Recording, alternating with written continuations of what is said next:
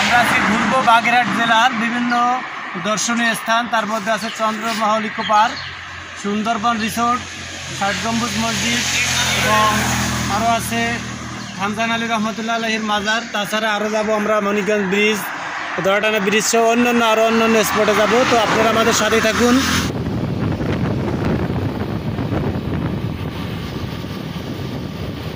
Hello বন্ধুরা, আমরা প্রায় চন্দ্রমহল ইকো পার্কের কাছে চলে আসছি। এই হচ্ছে চন্দ্রমহল ইকো পার্কের সাইনবোর্ড, আর এটা হচ্ছে খুলনা মোংলা মহাসড়ক। এর থেকে একটু ডান পাশে আছে খুলনা মোংলা রেল লাইন। আমরা এখন এখান থেকে বাম দিকে ঢুকবো, বাম দিকে ঢুকলে আমরা চন্দ্রমহল ইকো পার্ক পাবো। আমাদের সাথেই থাকুন। হ্যালো দর্শক, আমরা চলে এসেছি চন্দ্রমহল ইকো পার্ক। আমার হাতের টিকিট দেখতে পাচ্ছেন, প্রতিটি টিকিট 70 টাকা করে করছে। এখন আগে ছিল 50 টাকা করে, এখন করছে 70 টাকা করে। আমরা পার্কের ভিতরে ঢুকে পড়ছি। এখানে আমরা দেখতে পাচ্ছি বিভিন্ন প্রকারের পথ নির্দেশক। এখানে প্রথমে যেটা দেখতে পাচ্ছি আমরা, সেটা হলো এইখান থেকে, অর্থাৎ এই চন্দ্রমহল ইকো পার্ক থেকে বিভিন্ন দেশের রাজধানী, বিভিন্ন দেশের গুরুত্বপূর্ণ জায়গার যে দূরত্ব, সেই দূরত্বটা এখানে লেখা আছে।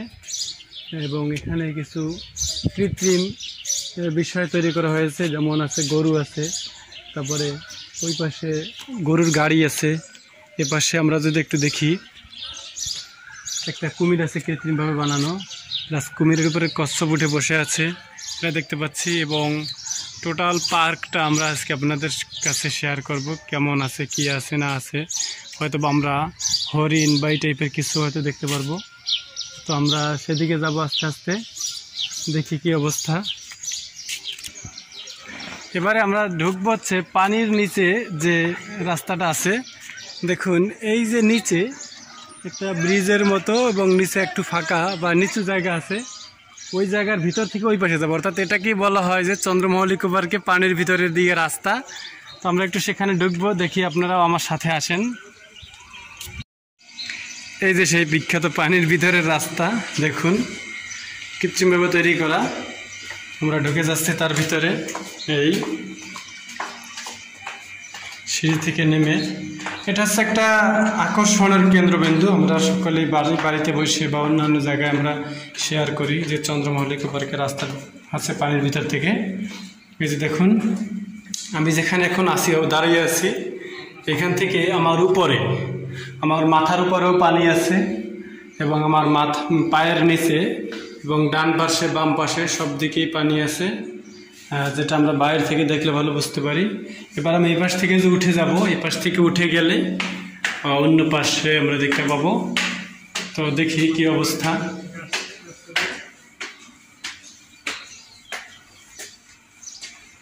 আমরা পাশে চলে এসেছি এখনো। হ্যাঁ, এই তো ভালো, খুব ভালো লাগছে। তবে এই দরজাটা আটকানো কেন বুঝতেছি না, এটা তো আসলে খোলা রাখার কথা।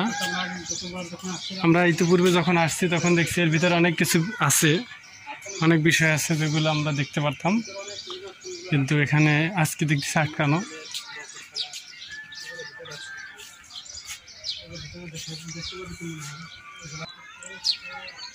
টোটাল পার্কটা এখন শুনশান নীরবতা, অর্থাৎ আমরা একটু আগে ভাগে এসেছি তো, যার কারণে সেভাবে মানুষজন এখনো আসেনি, পর্যটক এখনো আসেনি।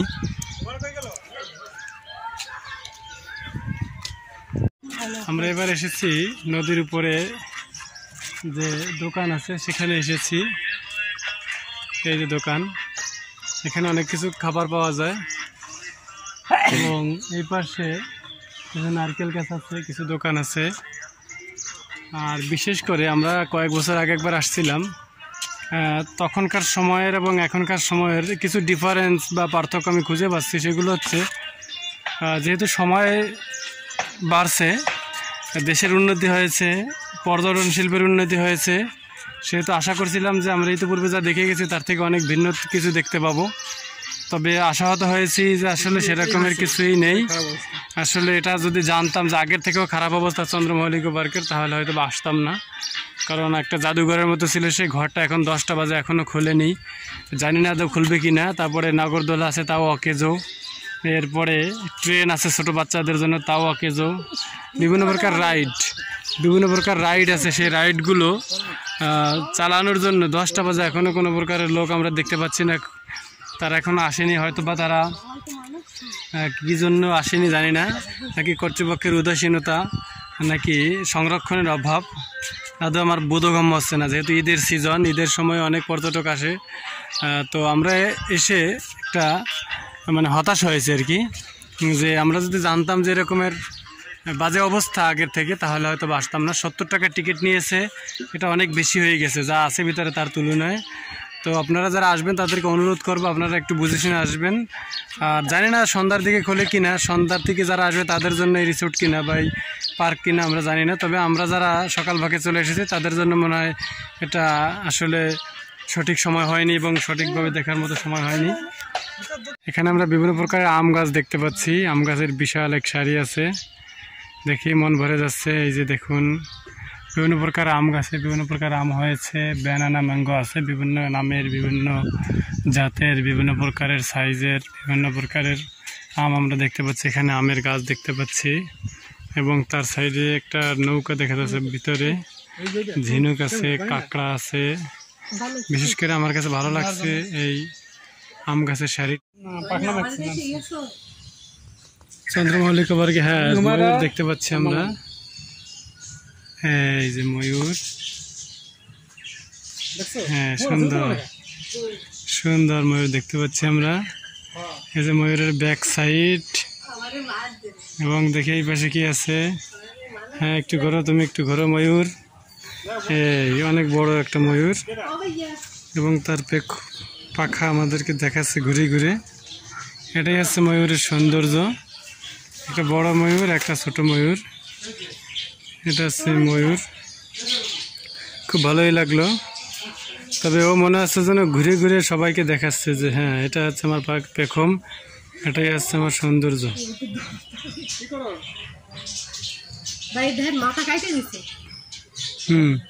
এপাশে আরো একটা ছোট ময়ূর আছে এবং এপাশে আরো দুইটা কি পাখি যেন আছে, অনেক বড় উট পাখির মতো দেখা যাচ্ছে। এই যে অনেক বড় বড় পশম তাদের গায়ে। আর এটা আবারও দেখাচ্ছে আপনাদেরকে ময়ূর, বাস্তবিক পক্ষে ময়ূর দেখুন। এখানে আছে মৃৎ পণ্য, বিভিন্ন প্রকারের মাটির পণ্য আমরা দেখতে পাচ্ছি। ওইখানে মাটি পাড়ানো হচ্ছিল। আমরা একটা কাপ এবং একটা ফ্রিজ নেব, চায়ের কাপ এবং ফ্রিজ নেব, কাকা আমাদেরকে বান্ডিল করে দিচ্ছে। এপাশে বিভিন্ন প্রকারের মৃৎ পণ্য আছে রং করা, এবং এপাশে আরও কিছু পণ্য আছে যেগুলো শুকানো হচ্ছে। শুকানোর পরে এগুলোকে রং দিয়ে তারপরে বিক্রির জন্য রাখা হবে। আসলে দিনকে দিন এগুলো হারিয়ে যাচ্ছে। আমাদের এই মাটির শিল্প, যেটা মৃৎ শিল্প বলি আমরা, এটা দিন দিন হারিয়ে যাচ্ছে। তবে আপনারা চন্দ্রমল্লিকা পার্ক আসলে এগুলো দেখতে পাবেন এবং এখান থেকে কিনে নিতে পারবেন, সাশ্রয়ী মূল্যে কিনে নিতে পারবেন। অনেক সুন্দর সুন্দর ডিজাইনের মাটির ব্যাংক আছে, কলমদানি আছে, তারপরে আবার কাপ পিস আছে। এই যে আমরা কিনতেছি। এখানে আরও কিছু সিস্টেম আছে, যে আমার খুব শৈশবের কথা মনে পড়ে গেল, ঋণ চালানোর সেই শৈশব। এই যে একজন আছে বউর পালকি নিয়ে, বউ নিয়ে যাওয়ার পালকি নিয়ে দুজন আছে কাঁধে। এরপরে আছে ঋণ চালাইতেছে, ছোটবেলার শৈশবে দৌড়াদৌড়ি করতেছে এবং এখানে অনেক ক্রেতার ভিড় অলরেডি শুরু হয়ে গেছে। আমরা এখন টাকা পরিশোধ করে আমরা চলে যাব। দেখি কাপ এবং ফ্রিজ দুইটা হচ্ছে 50 টাকা। এইগুলো হচ্ছে কাপ আর এই হচ্ছে ফ্রিজ, মাটির তৈরি, সরাসরি মাটি দিয়ে তৈরি করছে, 50 টাকা করে। বাগেরহাটের যে কোনো স্পটে যাবেন আর বাঘ দেখতে পারবেন না তা কি হয়? এই দেখুন, বাগেরহাটের চন্দ্রমল্লিকা পার্কে এসে আমরা বাঘ দেখতে পাচ্ছি। সেই রকমের অ্যাগ্রেসিভ মুডে আছে বাঘ। তবে একটা না বাঘ, এখানে দুইটা বাঘ আছে। আমরা এই বাম পাশে এখানে আরো একটা বাঘ দেখতে পাচ্ছি, বাগেরহাটের বাঘ। এবং এখানে কিছু কাগজ ফুল গাছ, অনেকে গেট ফুল গাছ বলে, গেট ফুল আছে। তারপরে এই পাশে কৃত্রিমভাবে আরও কিছু তৈরি করা আছে। এই দেখুন, সিঁড়ি আছে উপরে ওঠার জন্য, বিভিন্ন প্রকার গাছ আছে। আর আরেকটা বিষয় আমার কাছে খুব ভালো লাগছে, সেটা হলো এখানে 3জন মানুষের ছবি দিয়ে এতে ভাস্কর্য করা আছে। একজন আছে মহাবীর মাস্টারদার সূর্য সেন, আর একজন আছে এমএজি ওসমানী, আর একজন আছে বেগম রোকেয়া সাখাওয়াত হোসেন। তো তিনজনের ছবি দিয়ে ভাস্কর্যের মতো করা আছে। এখানে দেখা যাচ্ছে একটা হাতি, সে কাদায় পড়ে আছে, অর্থাৎ সে মাটির ভিতর ডুবে গেছে। এখানে দুজন লোক আছে, একটা আছে বাংলাদেশের মুক্তিযুদ্ধে শহীদ অগণিত মুক্তিযোদ্ধার স্মৃতির উদ্দেশ্যে করা এটা। চল চল চল জেগে ওঠো হীনবল, জেগে ওঠো হীনবল, আমরা করিব নতুন করিয়া ধুলায় তাজমহল, এই স্লোগানের আলোকে এটা করা হয়েছে। এবং এখানে শহীদ মিনারের মতো আছে, দেখা যাচ্ছে এই যে আমার ভাইয়ের রক্তে রাঙানো 21শে ফেব্রুয়ারি আমি কি ভুল দিতে পারি। আর ওই পাশে যে বড় একটা বিল্ডিং দেখতে পাচ্ছেন, ওর ভিতরে একটা জাদুঘর আছে, বিভিন্ন প্রকার তীর ধনুক সহ বিভিন্ন প্রকারের জিনিসপাতি আমরা ওখানে দেখছিলাম আগে। তো আজকে সে জাদুঘরটা খুলেনি, তাই ওটা আমরা দেখতে পাচ্ছি না। আর বিশেষ করে আপনাদের সকলকে একটা মেসেজ দিয়ে রাখি, এখানে ইতিপূর্বে বানর ছিল, হরিণ ছিল, কিন্তু এগুলো এখন নেই, কারণ এগুলো সরকার নিয়ে গেছে। হয়তো ভাই ইকো পার্ক কর্তৃপক্ষ সরকারি যে বিধি, সে বিধি মেনে সে পশুগুলোকে পালন করতে পারে নাই, বা উদাসীনতা লক্ষ্য করছে সরকার, যার কারণে তাদের কাছ থেকে এই পশু পাখিগুলো নিয়ে গেছে। তাদেরকে এগুলো এখন এখানে দেখানোর জন্য রাখা হয় নাই। তো আমরা বলতে পারি সব মিলিয়ে আর কি, আমার যেটা ব্যক্তিগত মতামত, এই চন্দ্রমহল ইকো পার্কের অবস্থা আগের থেকে একটু হলেও খারাপ হয়েছে, সেটা আমরা দেখে বুঝতে পারছি। তো আপনারা যারা আসবেন বুঝে শুনে আসবেন। গেট ফি 30 টাকা, 70 টাকা, এবং পার্কিং খরচ আছে আলাদা। যদি আপনারা বড় গাড়ি নিয়ে আসেন তাহলে বড় গাড়ির জন্য এক্সট্রা ফি, অর্থাৎ ওটা রাস্তা বড় রাস্তা রেখে ছোটো রাস্তা আবার ভ্যানে করে আসতে হবে। তো আপনাদের সবাইকে ধন্যবাদ আমাদের সাথে থাকার জন্য। আমরা পরবর্তীতে অন্য একটা স্পটে ঢুকবো। এই ভিডিওর মাধ্যমে আমরা চন্দ্রমহল ইকো পার্কের স্পটের ভিডিও শেষ করছি। সবাইকে ধন্যবাদ। আমরা রিকোয়েস্ট করছি লাস্ট বারের মতো আবার আমরা পানির ভিতর থেকে ওই পাশে যাব, গিয়ে ওই পাশে একটা জাদুঘর আছে, সেই জাদুঘরটা প্রবেশ করবো। তা চলেন আমরা সবাই সেই জাদুঘরে প্রবেশ করার জন্য যাই। আসুন, এটা হচ্ছে সেই পানির নিচের রাস্তা, যদি আমরা সেই জাদুঘরে যাব।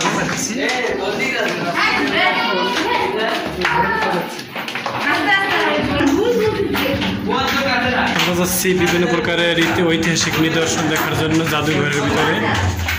আসুন দেখে আসি। আমরা রিকোয়েস্ট করার কারণে এই ঘরটা খোলা হয়েছে, এতক্ষণ খুব বন্ধ ছিল, আমরা ভাবছিলাম এটা দেখতে পারবো না। তো তারপরেও আমাদের রিকোয়েস্ট এটা সাড়া দিছে, যার কারণে আমরা এখন ওই জাদুঘরটা দেখতে পাবো। বিভিন্ন প্রকারের ঐতিহাসিক আড়বাসী আছে এখানে, আড়বাসী সুগন্ধ বিলানো বক্স, ভারত থেকে সংগ্রহ করা, রূপার চায়ের পাত্র, তারপরে রূপার পায়ের বেড়ি, পিতলের চুলের কাটা 1700 খ্রিস্টাব্দের ওইটা। এখানে আছে শ্বেত পাথরের দাবার কোট, এখানে আছে পৃথিবীর ক্ষুদ্র কোরআন শরীফ আছে এখানে, ওই যে দেখতে পাচ্ছেন, ওই যে ওইটা হচ্ছে পৃথিবীর ক্ষুদ্র কোরআন শরীফ।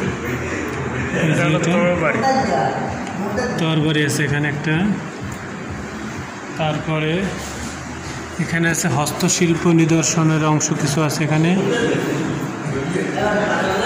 এখানে আছে বিভিন্ন প্রকারের বিভিন্ন দেশের টাকা, আমরা বলি টাকা, অন্যান্য দেশের ইঙ্গিত বলে, ডলার বলে, তারপরে আপনার বিভিন্ন নামে ডাকে আর কি, সেগুলো আছে এখানে। মৃৎশিল্প আছে, পাতা পোকা আছে এখানে। পাতা পোকা কই, এই যে পাতা পোকা, পাতার মতোই দেখা যাচ্ছে। এবং এখানে বিভিন্ন প্রকারের সংস্থার লোগো সহ তাদের আছে। এখানে আছে বিভিন্ন প্রকারের কয়েন, তরবারি আছে, রক্তমাখা তরবারি, যুদ্ধের তরবারি, সংগ্রহ মালয়েশিয়া থেকে এগুলো সংগ্রহ করা হয়েছে। বিভিন্ন পোকা, বিভিন্ন প্রকারের পোকা, বাঁশ পোকা আছে, বাঁশের মতো দেখা যাচ্ছে বাঁশ পোকা। এরপরে এটা কি, এটা হচ্ছে একটা নৌকার মতো। এখানে বিভিন্ন দেশের এলাকার টাকা আছে। তারপরে এখানে আছে এটা কি, এটাও কেমন একটা নৌকার মতোই দেখা যাচ্ছে। এটা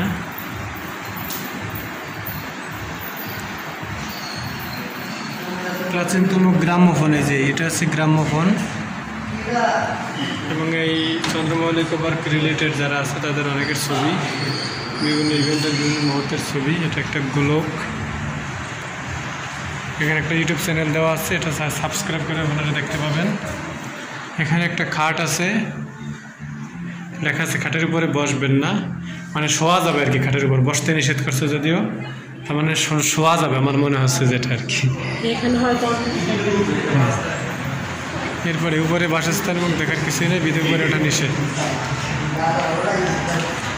এই যে হচ্ছে কি কলের গান, এই যে সেই কলের গান রহমারা, এই যে কলের গান, এই যে কলের গান, এটাই গান হইতো আগেরকার দিনের কলের গানের ভিডিও। এরপরে দয়া করে দেওয়ালেও বক্সে কিছু লিখবেন না। দেখি এদিকে কি আছে, এদিকে আছে ক্রিকেট ব্যাট, বিভিন্ন প্রকারের ক্রিকেট ব্যাট আছে এখানে। এটা কার ব্যাট? এটা তো সেরকমভাবে লেখা নেই, অথবা কোনো বিখ্যাত খেলোয়াড়ের ব্যাট হবে। আর এটা কি? এটা হচ্ছে মনে হয় তিমি মাছের কিছু একটা অংশ, হ্যাঁ সেরকম একটা মনে হচ্ছে, তিমি মাছের কোনো একটা অংশ হবে। এবং এখানে আল্লাহ তাআলার 99 নাম বাংলা, ইংরেজি, আরবিতে লেখা আছে, খুব সুন্দর, এটা আমার খুব ভালো লাগছে। আল্লাহ তাআলার 99 নাম এখানে লেখা আছে। এরপরে আর কি আছে দেখি এই পাশে, এখানে আছে বিভিন্ন প্রকারের স্টাম্প, স্টাম্প আছে বিভিন্ন প্রকারের, রেভিনিউ বলে যেটাকে, কি রেভিনিউ, এপাশে সেরকম রেভিনিউ আছে। ডাক টিকিট আর কি, এগুলো হচ্ছে ডাক টিকিট। আর এখানে আছে বিভিন্ন প্রকারের ঘড়ি, ঘড়ি আছে, মুদ্রা আছে, কাপ পিস আছে, প্রার্থনার অলঙ্কার আছে এখানে। এই আছে প্রতিষ্ঠাতা চন্দ্রমৌলিকা পার্ক মিসেস নাসিমা হুদা চন্দ্রা, সৈয়দ আমানুল হুদা সেলিম। চন্দ্রার নাম থেকে মনে হয় চন্দ্রমহল, সৈয়দ আমানুল হুদা সেলিম, তাদের দুজনের ছবি আছে এখানে। এনারা আছেন এই চন্দ্রমৌলিকা পার্কের প্রতিষ্ঠাতা আর কি। তো এখানে এটা কি আছে? এটা একটা ঘর, প্রার্থনা ঘর। এখানে কি আছে? বিভিন্ন প্রকারের পাথর আছে এখানে, বিভিন্ন প্রকারের পাথরের আসবাবপত্র। এই যে পাথরের একটা বদনার মতো, এটাও পাথরের, এটাও পাথরের তৈরি, এগুলো হচ্ছে পাথরের তৈরি বিভিন্ন প্রকারের আসবাবপত্র। এই যে খুব ভালোই লাগছে। হ্যাঁ, এটাই হচ্ছে মেইন দেখার বিষয় ছিল। তো সর্বোপরি এই জাদুঘরটা দেখে আমার খুব ভালো লাগছে, তাদের ডেকোরেশন প্লাস তাদের সব কিছু মিলিয়ে আমার আলহামদুলিল্লাহ অনেক ভালো করছে। আপনাদের সবাইকে ধন্যবাদ ভিডিওটা ধৈর্য ধরে দেখার জন্য। বিভিন্ন ধর্মীয় পুরাকীর্তি, সিঁদুরদানি, 1600 খ্রিস্টাব্দের বলে সিঁদুরদানি, ময়ূর পানদানি, পানদানি, এটা ময়ূরের আকৃতির। এখানে আছে মৃৎশিল্প, হারাপ্পা পাকিস্তান থেকে এটা সংগ্রহ করা অট্টালিকার অলঙ্কার। সুপারি কাটা শর্তা বলে এটাকে, জাতি বলে অনেকে।